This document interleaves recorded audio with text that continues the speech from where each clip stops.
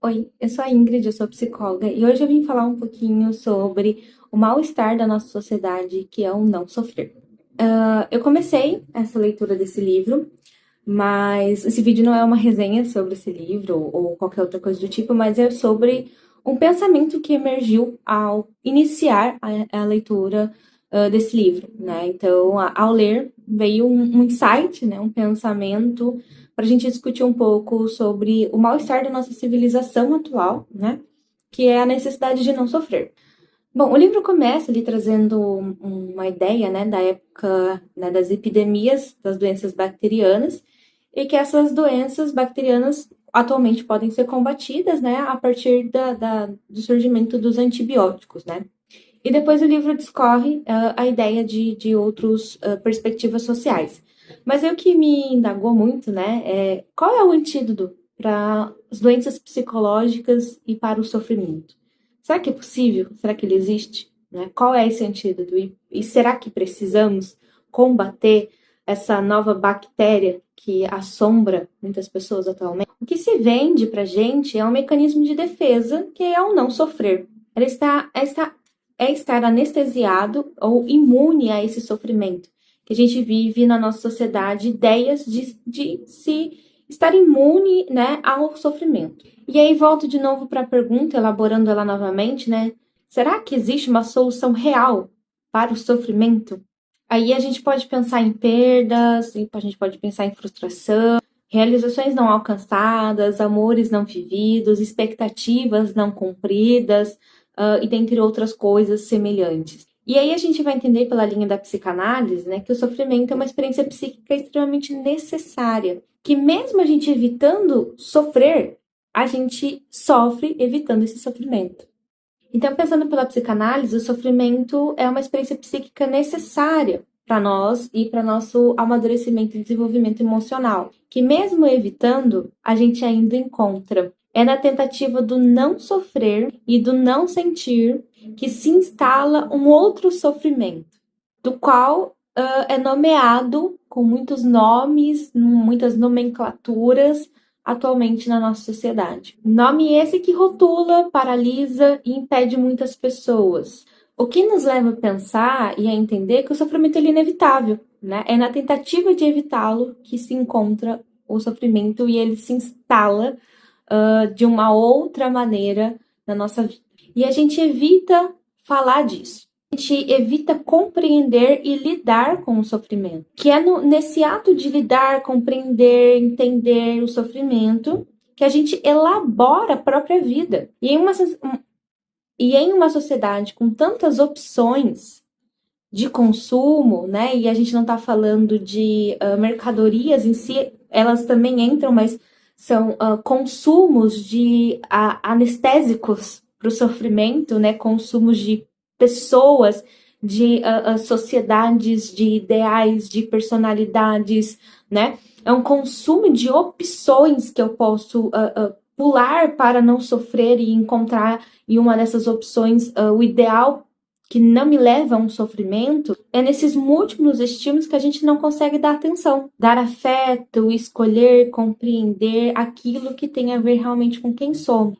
E a gente recua de relações concretas, de escolher uma opção, com medo de perder as outras opções que me existem, e aí eu não sei qual delas eu escolho e eu fico flutuando naquilo, né? Nesses planetas, nesses lugares aonde eu não consigo ter algo concreto, porque eu vou buscando não me frustrar, não sofrer, não me arrepender, né? Porque eu não posso, já que existem tantas opções para eu me aliviar e fugir desse sofrimento. O que nos leva para um caminho da solidão, no meio de múltiplas possibilidades de existência. Então a gente volta e pensa, né, que para a psicanálise o sofrimento precisa ser atravessado, né?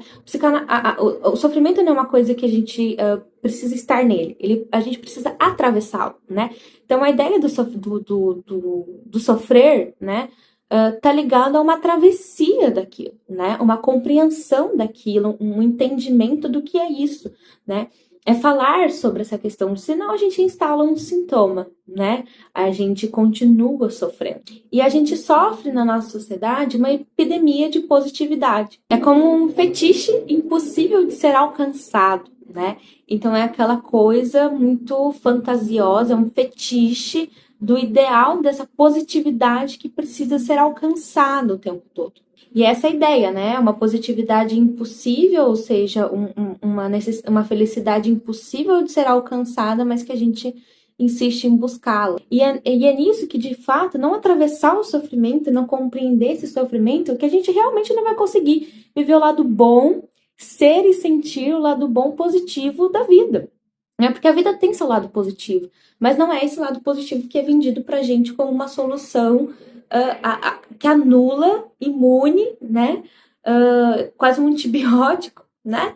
Para o sofrimento. A falta e o sofrimento são elementos que a gente vive inúmeras vezes na nossa vida e que é tão necessário, né, para o nosso desenvolvimento. A gente passado com a frustração e a falta para uma criança é necessário, né? Óbvio que a gente não está falando de negligência, né? Mas a frustração, a falta, lidar com a coisa, com aquilo que não me é dado de imediato, com esse sofrimento que eu consigo desenvolver um desejo para a vida. Lacan vai falar que o desejo se instala naquilo que me falta, né? Se não há falta, não há desejo. Então, será que é tão importante a gente eliminar algo que é necessário para a gente lidar com as emoções? Porque sem sofrimento a gente não lida com as emoções. Que nos faz buscar novos sentidos para a vida. E a gente vive uma sociedade do qual a gente nem tem tempo para pensar nisso, né? É muito imediatista, porque é isso, a gente tem muitos afazeres, muitas necessidades, muitas correrias, que não nos permitem, inclusive, pensar que é nessa loucura do dia a dia que a gente também sofre, né? Então, a gente pensar o quão necessário é a gente pensar no sofrimento e não evitá-lo, mas atravessá-lo de fato. E aí que tá a ideia da gente pensar nas soluções práticas, né? Porque não há tempo para falar do sofrimento, né? Não há tempo financeiro, condições de eu parar e ir para uma psicoterapia para falar disso, né? E a gente pensar o quanto isso é uma produção do próprio adoecimento, né? Então, eu criar pessoas que não vão ter condições financeiras, tempos, enfim, para dar conta de cuidar da saúde mental delas, isso é ótimo para mim, né? Porque eu não para mim o sistema, né? Porque eu não consigo, eu vou fazer com que essas pessoas continuem me dando lucro, que é através da medicação, né? Porque a medicação é muito rápida. Eu tomo medicamento, me é aliviado, me é controlado, eu fico passivo, mas o sofrimento continua ali, porque não existe um antibiótico para o sofrimento. E a gente fica nessa ideia de tentar suportar a vida através das medicações, né? E a gente não tem tempo para refletir sobre a nossa própria capacidade de lidar com a vida. E tem uma citação que eu vou deixar do filme Amélie Poulain, né? Que é uma das cenas assim que eu mais gosto do filme, né? E eu vou ler para vocês para essa citação, que é o seguinte: ela tá em frente a uma televisão, né? Um senhor ali que ela tem contato no mesmo prédio onde ela mora, né? E ele, através da televisão ali, né? Como se ela estivesse vendo ele, que ele já morreu. Ele fala para ela o seguinte: você não tem ossos de vidro. Você pode suportar os baques da vida. Se deixar passar essa chance, então com o tempo o seu coração ficará tão seco e quebradiço como o meu esqueleto.